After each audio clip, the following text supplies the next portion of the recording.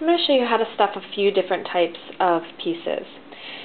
I use primarily either cotton batting, and I use 100% cotton batting, or excelsior. Excelsior is the primary stuffing that I use. Works the best for heads. I use it in all the heads that I make, basically because it allows you to really sculpt the shape of the head that you want. I also use it in the bodies and in all the limbs of larger pieces. These pieces are really very small, and so for these I would just use the cotton. It's a lot easier to stuff very small pieces with cotton than it is with excelsior, although it still can be done. I'm going to go ahead and start by showing you the tools that I use. I always use hemostats. I have two different sizes. I actually have probably like 6 or 7 different sizes, but when I'm stuffing I use one of two sizes, either the 5-inch or the 6-inch. And the 5-inch works really well for stuffing a larger body like this, or the head where when I'm pushing the stuffing into it, my hand is still well outside of the piece. Sometimes with much larger heads than this, I would definitely need to use the larger hemostats. Some people use stuffing tools. I know some people use chopsticks, so I brought that out too. And then I use a really rigid needle. This needle is really hard to bend, and I use this to move the stuffing around inside the piece, and I'll show you that technique in a minute. So I'll go ahead and start by showing you how I stuff a head. I open up the neck. I grab a pull of excelsior, and what I mean by that is I pull a small piece off. I kind of let it have a tail, sort of a comet of excelsior. I clip it in the hemostats and push it into the work where I want it to go. And the first place I want it to go when I'm stuffing a head is into the nose. This is a rabbit head, so it doesn't have a really long snout, but I always want to push the excelsior into the tips of the piece before I work it into the body of the piece. So what I mean by that is I grab the excelsior and I push it into the nose of the piece. Take another pull. And the larger your pieces, the larger the pulls of excelsior that you use can be. And I basically begin filling up from the tips of the piece down the piece, and I want it to feel very firm and full as I work.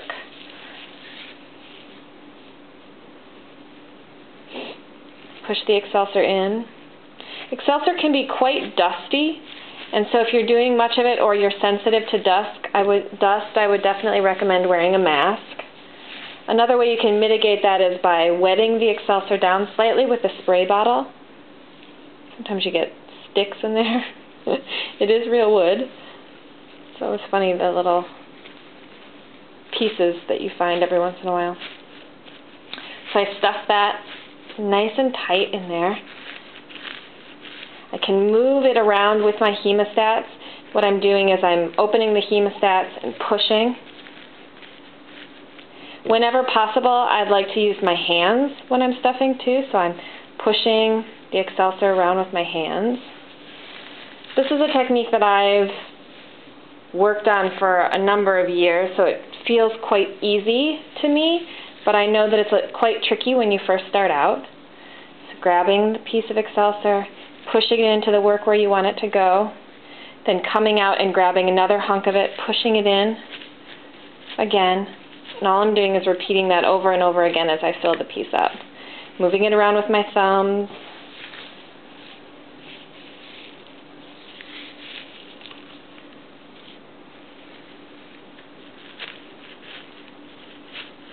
Doing that again. And whenever I'm stuffing, I basically want to fill all the pieces until they're about 1/4 of an inch from the raw edge.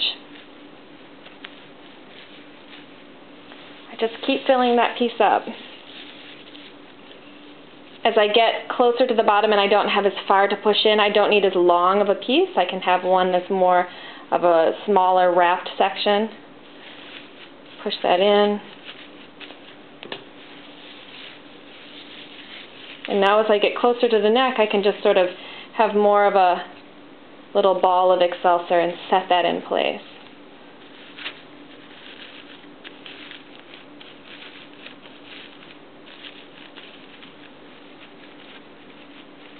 pulling the edge of the fabric out so it doesn't get wrapped underneath into the excelsior at all. Pushing it in with my thumbs, and that feels pretty good. So what I can do now is I want to feel whether there's any soft spots in the work, and I can do that by just feeling around from the outside. I use a long needle a lot to move around the stuffing once I already have it stuffed. You can do this at any point. You can do it on this bear now, even though he has his face, or I can do it at this point before there's any sewing going on at all. And what you do is I stick the needle into the work, and I use it like a lever, and the fulcrum is my finger. So I push it in and pull away. So basically where I want excelsior to go, if I want excelsior to go here, I stick the needle in and pull it towards the section where I want excelsior to go. What I can do is I can change the shape of the piece. If this is the nose, I can pull excelsior into the nose. So what I'm doing is taking a small section of the needle, holding it like this, pushing it into the work and pulling it towards me, pushing it into the work and pulling it towards me. That's how you can move excelsior around from the outside. I can do that just as well on this piece. If I wanted to fill out the face here a little bit, I would stick the needle in and pull it towards me.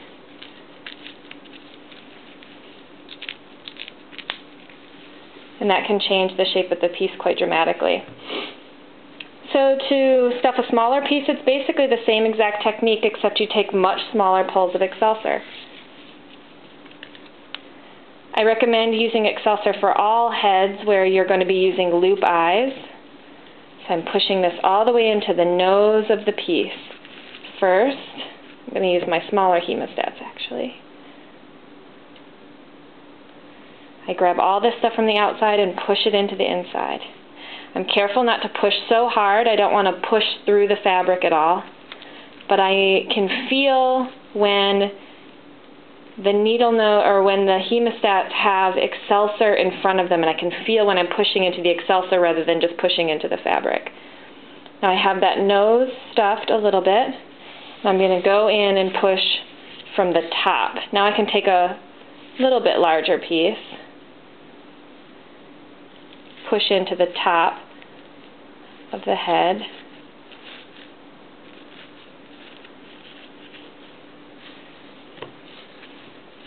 Now the same thing on the other side of the head.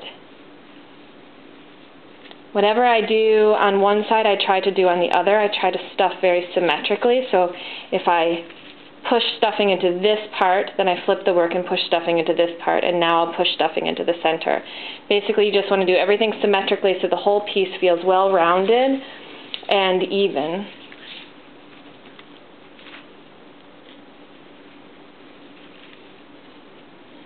Push it into the center of the head, grabbing the excelsior from the outside. I'm holding the edge of the piece with my thumb. Stuffing smaller pieces is much more difficult because you don't have as much to hold on to.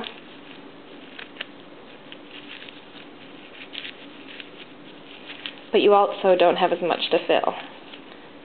So it goes a bit faster. You can feel around, make sure you don't have any pockets that are empty. And you keep stuffing it until it's close to being full. You can pick up all these small pieces, rotate them, sort of connect them together to make them easier to work with.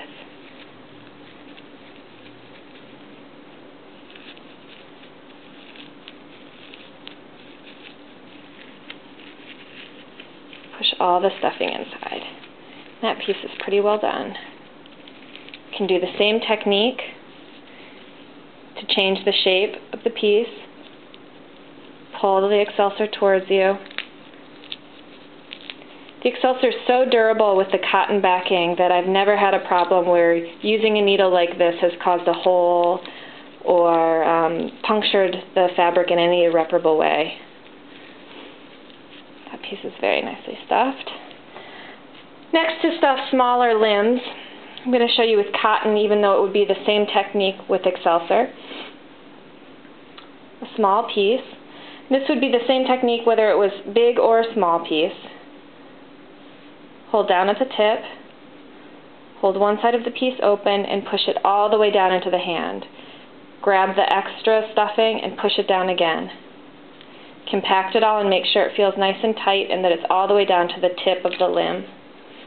And do that again. Open it up, push the stuffing in.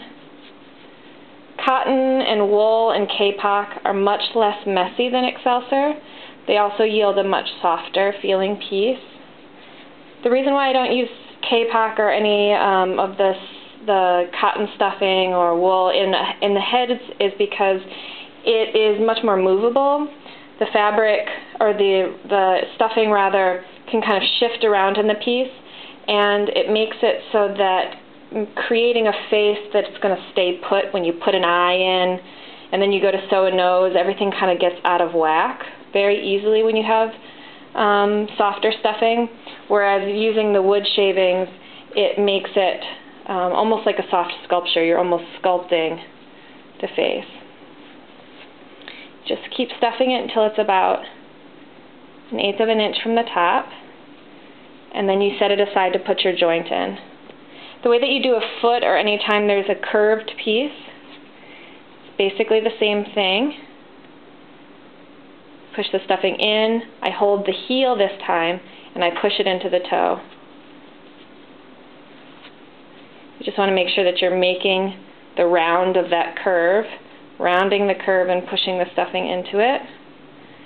I'm using the butt of the needle nose to push in. Push it in, make sure it's filling out the curve.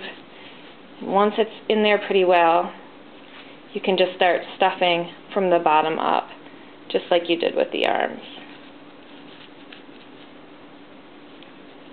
As you get closer to the top, you can use larger pieces of stuffing. The size of the pull of stuffing that you use depends on the small space that you're trying to fit it into, whether there's a curve, and also just the amount of stuffing that's going to go on top of it. Smaller bits of stuffing just ensure that you're not going to have a hole, a soft spot in the stuffing, where you feel it and you can feel that there's not enough stuffing there.